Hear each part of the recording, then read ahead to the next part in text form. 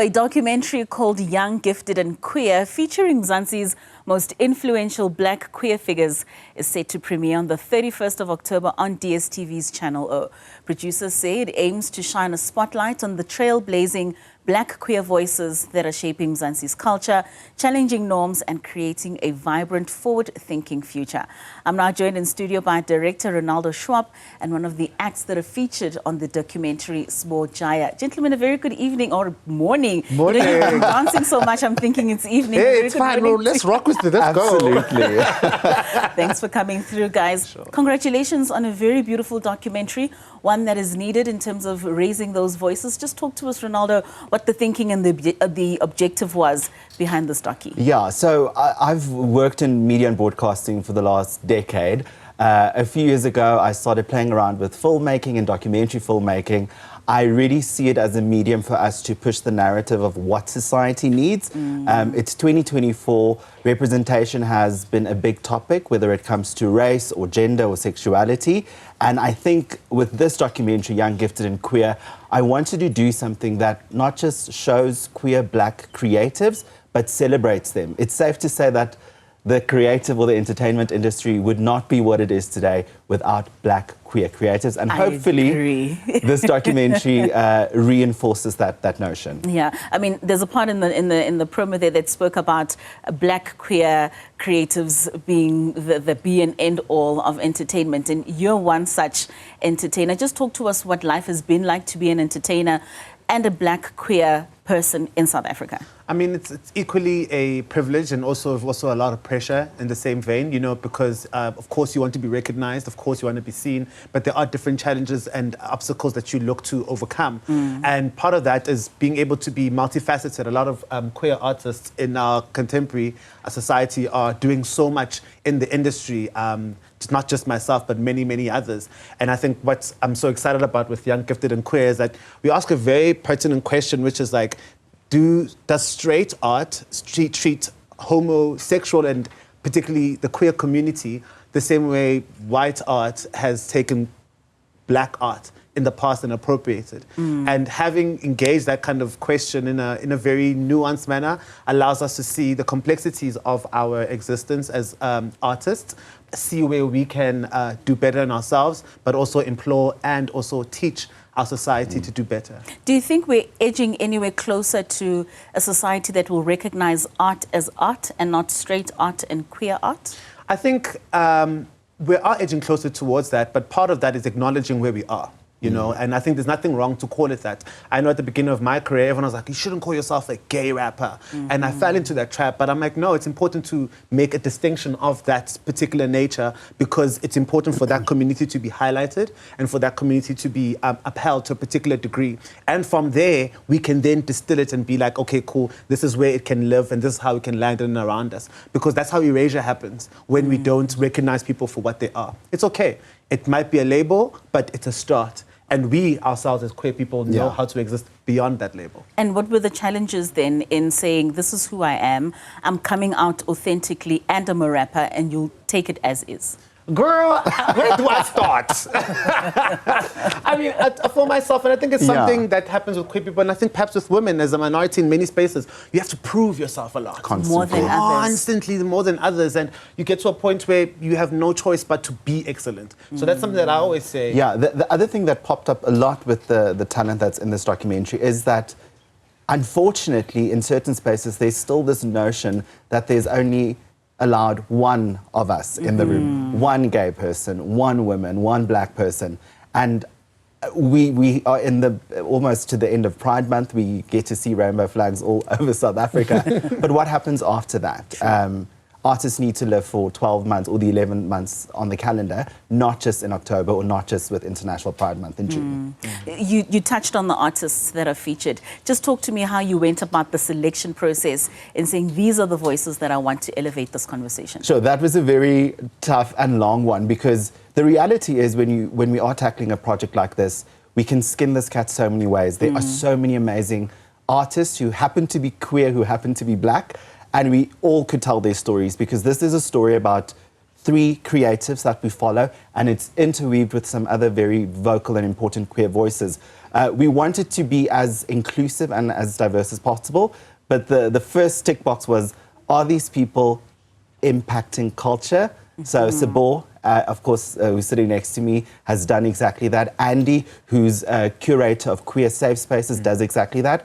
And lastly, Umlilo, who's received international acclaim for her music and her art. And we basically get to know these people through their professional, but also through their personal journeys. And some of the challenges that you experienced from a production point of view and having to tell a story that is not told just generally on a daily basis? Sure, it's firstly amazing that I get to tell the story. It's amazing that we are in a space where commissioning editors and channel directors say, I think this is an important story to tell, and we're going to give it the platform and the agency that it needs. I think the thing with representative work, because there is so little of it, is that we have to do it right. And I think as creatives, whether it be directors or artists, we want to do it correctly. And I hope that this film does show the realness of what it means to be queer and black in South Africa and to be gifted and an artist. So we played a very, very delicate game of making sure that we are representative when it comes to different identities, different backgrounds, and of course the different arts that make entertainment. Of course. And how important is it for us to be telling our own stories and not having producers coming from across the globe, coming in and interpreting what it is to be young, talented, queer and black in South Africa? Yeah. It's so important. I think it speaks to the cultural impact of understanding the topic. Yeah. If we are saying we're making a project that centers black queer creatives, one would hope that the person and the people behind making that has either lived that experience or is of that experience. So it's very important. It speaks to representation, not just in front of the camera, but for me, more importantly, behind the camera and the people in the boardrooms and in the commissioning rooms when they are deciding we want to have a story about queer people, a story about women, a story about brown people, whatever the case might be, it's important that those people who the story is about is in the room when those choices are being made. Very important. So I can imagine how important it is for you to be a public figure in having a voice, in speaking to people and making them understand what it's like to live a life as an artist, as a rapper, and as a queer South African.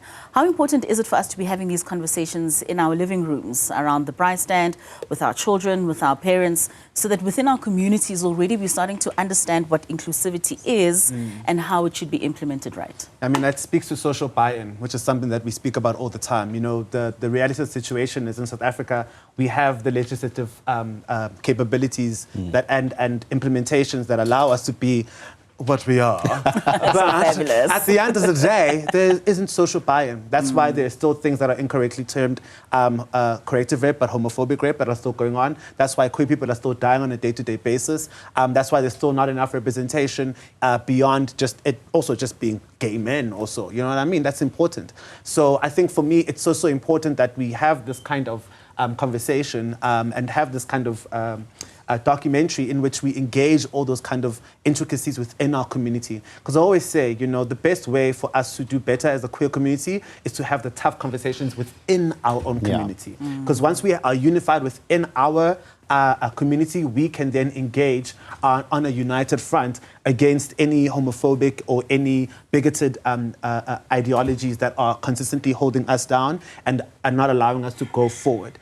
And I think that that's what's so important. And I think what's another important element that excites me about this project is that, you know, it's not just looking at young, gifted and queer now. We look at people who have been young, gifted and queer throughout the spectrum of time. And they've been there. And they've been there. That's true. It's not new. It's not a new phenomenon. Like, I'm not the first, you know. And I think a lot of us want to be, oh, girl, I started this thing. Maybe, girl, now. Someone else did 20 years ago. 20 years ago. Yeah. So it's really so beautiful to also pay homage to those people and use the opportunity just to, like you said, create that social buy-in within the living rooms to say, hey guys, come watch this, and Dad, what do you think? Yeah. Honestly. And that's why platforming is important. Right. And it goes back to what I said. It's important that the decision makers sitting in boardrooms gives a space for the story to be heard. And it is really important. We can't underestimate the impact of media and Not at all, film. not at all. But still staying on having those difficult conversations, how do you curate and how the conversations are had within the documentary that you're able to speak to some of the traditionalists in the rural areas for them to understand beyond what they've always known all their lives with regards to what they perceive as wrong and right when it comes to sexuality, that you're able even to tap into those minds and get them to understand? Yeah. I think that happened on its own with the talent that we selected. And when we get to know them and when the documentary airs on Channel O this coming Thursday, I think it comes to the fore. Something that was very evident to me was the impact of family and society and community on artists, but further to that, on people, because it's three people that we're spotlighting. I think Sabo, Umlilo and Andy have totally different familial stories and upbringings. It's important to say that not every black queer person went through the drama and the turmoil that we see in the news. Right. Some of them have very supportive families. Some of them had families that might have been prejudiced, and there was a journey of unlearning. And it's amazing to see that we get to showcase that story in the documentary. And hopefully by seeing that it's actually okay, or I was incorrect, it does do that thing where it educates someone who might think ignorantly about what gender or sexuality is. And with such documentaries, do you look at influencing policy in any way that someday we could see in classes the Department of Education including some of this inclusivity conversation for young children to understand from a very early age? Sure. So this is not my first film project. I did a similar one a few years ago and subsequently wrote a book. It was in Afrikaans.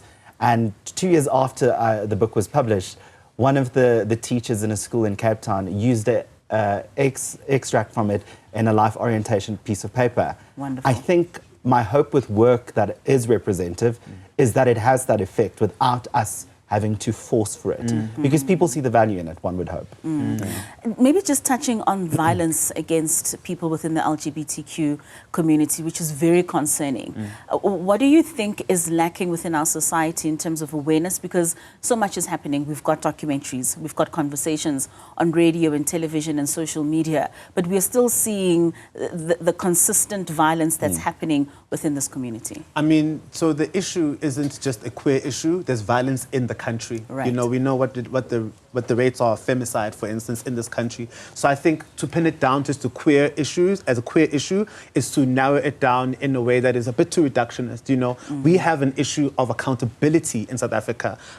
Whether it is male or female abusers don't know how to take accountability for the actions that they've taken. So, you know, and it manifests itself through GBV. It manifests itself through homophobic rape. So I think it's more so about addressing those issues within our society and seeing how are we engaging one another in order to become better at engaging such issues in a very directed and pertinent way that doesn't allow therefore to be fluff. Yeah. You know, because I think a lot of the times, as long as we did a march or you type a thing there, it's good enough. No, we need to actually change the way we raise our young boys and raise our young girls to understand things differently. And hold people accountable. Yes, accountability is at the highest. Is the highest thing that we need to teach, I think, for everybody. Because if you can't take accountability for your actions, you're not going to want to at any point, in any way. So I think it's just a manifestation of a greater societal issue that I think as queer people we face and see a bit more because we're a smaller group